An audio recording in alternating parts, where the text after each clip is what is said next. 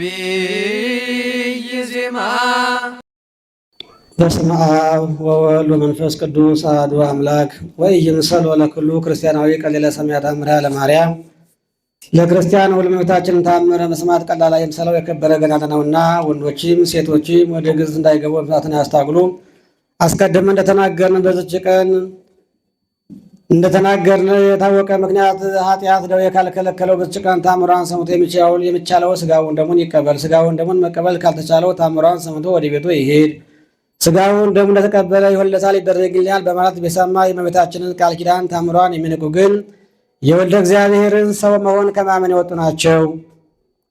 ከክርስቶስ ወገኖች ከምዕመናን ጋርም አይቆጠሩም። በጴጥሮስና በጳውሎስ በቃላቸው ስልጣን ፈጽመው የተለዩ የተወገዙ የተለዩ የተረገሙ ናቸው እንጂ አባ ሚካኤል አባ ገብርኤል በምንባል በእኛም በቃላችን ስልጣን ፈጽመው የተወገዙ የተለዩ ይሁኑ። እኛም የእነሱ ስልጣን ይዘናልና ወልድ በጌትነቱ ውስጥ ይመጣ ለዘላለሙ በእውነት እመቤታችንን በዓሏን እንደ እሑድ ሰንበት የማከብረውን ስለዚህ በማይፈታ በጽኑ ስልጣን ፈጽመን አወገዝን። እመቤታችንን በዓላቶቿን የሚያከብር የታዘዘውን የሚሰራ በዚህ መጽሐፍ የተጻፈውን የሚፈጽም ግን ስሙ እስከ ዘላለም የተባረከ ይሁን።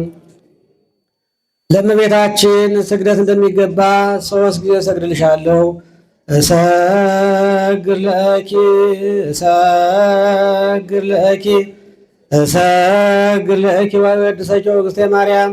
እግዚአብሔር ከአንቺ ሰውሮ መሸራ ከጫግሎ ወጣ ከአንቺ ወጣ እመቤተ ማርያም ሆይ ደስ ይበልሽ ብሎ ዮሐንስ አፈወርቅ ብሎ ሰዳ መሰግነሽ እኔም አመሰግንሻለሁ። የጠፋ በግ አዳምን የፈለገው በአገኘውም ጊዜ የተሸከመው እውነተኛ ቸር ጠባቂያችን ክርስቶስ ከአንቺ የተወለደ እመቤተ ማርያም ሆይ ደስ ይበልሽ።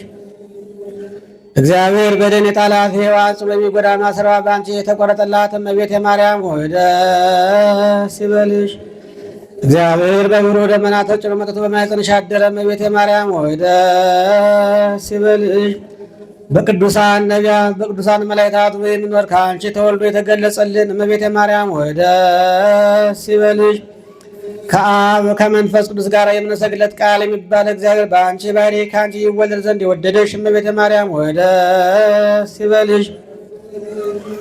እኔ ለምእመናን ወንጌልን የማስተምርለት የጌታ እናቱ እመቤተ ማርያም ሆይ ደስ ይበልሽ። ከወለድሽው በኋላ ማኅተመ ድንግልናሽ እንዳይለወጥ አድርጎ የጠበቀሽን አማኑኤልን የወለድሽው እመቤተ ማርያም ሆይ ደስ ይበልሽ። ማኅተመ ድንግልናሽ ሳይለወጥ ንጉሥ ክርስቶስን የወለድሽ እመቤተ ማርያም ሆይ ደስ ይበልሽ። ማኅተመ ድንግልናሽ ሳይለወጥ ንጉሥ ክርስቶስን የወለድሽ እመቤተ ማርያም ሆይ ሰላምታ ይገባሻል። ልዩ መድኃኒታችን በመውለድሽ እናትን አገልጋይ ተብለሻልና እግዚአብሔር ባሕርይሽን ባሕርይ አድርጎ ባለሟልነትን አግኝተሻልና እመቤተ ማርያም ሆይ ሰላምታ ይገባሻል። እኛ ከምንወደው እሱም ከሚወደድ ልጅን ኃጢአታችን ያስተሰርይልን ዘንድ ለምኝልን። ታምሪሃ ለእግዝእትነ ቅድስት ድንግል በክሌ ማርያም ወላዲተ አምላክ ጸሎታ ወበረከታ ወምሕረተ ወልዳ ያሉ ምስለ ብፁዕ ቅዱስ አቡነ ማትያስ ፓትርያርክ ሊቀ ጳጳስ ዘኢትዮጵያ ወብፁዕ ሊቀ ጳጳስና አባ ሕርያቆስ ምስለ መምህርነ መላከ ምሕረት ምስለ ደብርነ ደብረ ምሕረት ወይቀባ ለቅድስት ሀገር ኢትዮጵያ ለዓለመ ዓለም። ልመናዋ ክብሯ በእኛ ዛልቦት ይደርብና አምላክን የወለደች በድንጋሌ ሥጋ በድንጋሌ ነፍስ የጸናች ክብርት እመቤታችን ያደረገችው ተአምር ይህ ነው። እመቤታችን ድንግል ማርያም በቤተ መቅደስ ሳለች በቅንነትና በንጽህና በትጋትና በቀልጣፋነት በሰላምና በጸጥታ ስለምታገለግል በተመለከቷት ጊዜ የአይሁድ ካህናት ሁሉ ፈጽመው አደነቋት፣ አመሰግኗትም። ይልቁንም ዘመድዋ ዘካርያስና ሽማግሌው ስምዖን እግዚአብሔር ያዘኑትን የምታረጋጊ ድውያንን የምትፈውሺ የችግረኞች ረዳት ስምሽም በዓለም ሁሉ የተጠራ ይሁን እያሉ የሰሟትና የመረቋት ነበር።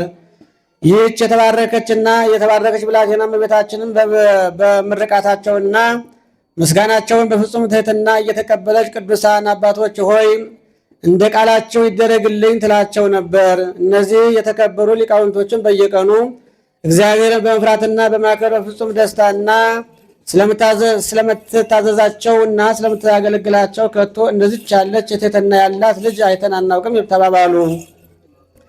በዚህም ሁኔታ መላእክት እየጎበኟትና እያገለግሏት በቤተ መቅደስ 12 ዓመት ተቀመጠች። በየዓመቱም በጎ ሥራን ትሕትናና ቸርነትን በመጨመር እግዚአብሔርን በንጽሕና ታገለግለው ነበር። በየዓመት በዓሉም ወላጆቿ ማለት እናትና አባቷ ዘመዶቿም ሁሉ ከሰዋ ዘንድ እየመጡ አንቺ የተባረክሽ ብላቴና ሆይ ሰላምታ ይገባሻል እያሉ ይጠይቋትና ያጽናኗት ነበር። እሷም ሰላምታቸውን በትሕትና ትቀበላቸው ነበር። ሊቀ ካህናቱ ዘካርያስና ሽማግሌው ስምዖንም አባትና እናቷና በእውነት መልካም ፍሬ አፈርታችኋል እያሉ ያመሰግኗቸው ነበር። ሊቀ ካህናቱ ዘካርያስም እነሆ ነቢያት ለዳዊት ልጅ የተናገሩት ትንቢት ይፈጸም ዘንድ የመድኃኔ ዓለም ክርስቶስ የመምጫው ሰዓት እንደተቃረበ ተገነዘብኩ አላቸው። በዚህችም ብላቴና የዓለም መድኃኒት እንደሚገኝ የእስራኤልም ደስታቸውን እንደሚበዛ አወቅሁ አለ። ዘመዶቿም ይህን በሰሙ ጊዜ ፈጽመው ተደሰቱ። ይህም ይሆን ዘንድ አደነቁ። እነሱም እግዚአብሔር ዓለምን ጎብኝቶት ከሆነ ሊሆን ይችላል፣ ነገር ግን እግዚአብሔር ያውቃል አሉ።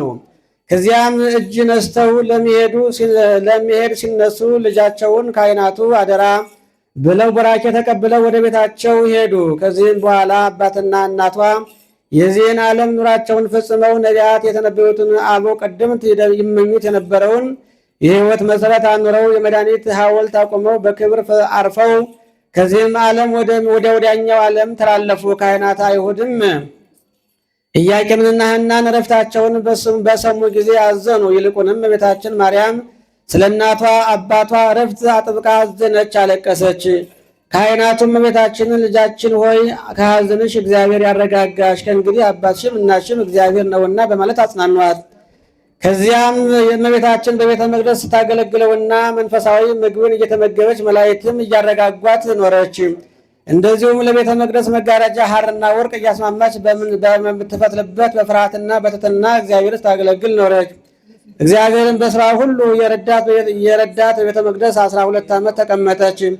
ከዚህ በመጨረስ ወደ መቅደስ ገባች። ልመኗ ክብሯ ከአመነው ከልጆቿ በቤተ መቅደሱ በዙሪያ በቆሙት ሁሉ እምነትሽና ቃልሽ ለዘላለም ጸንቶ ይደርብን ለዘላለሙ አሜን። የሰማነውን የታምረ ማርያምን ቃል በልቦናችን ተጻፈብን ታሳድርብን። ከልጇ ከወዳጇ ከመድኃኔዓለም ከኢየሱስ ጸሎታችን ልመናችን ታሳርግልን። በውስጥም በውጭም ቆማችሁ ጸሎታችሁን የምታደርሱ ሁሉ ጸሎታችሁን መድኃኔዓለም ይስማችሁ።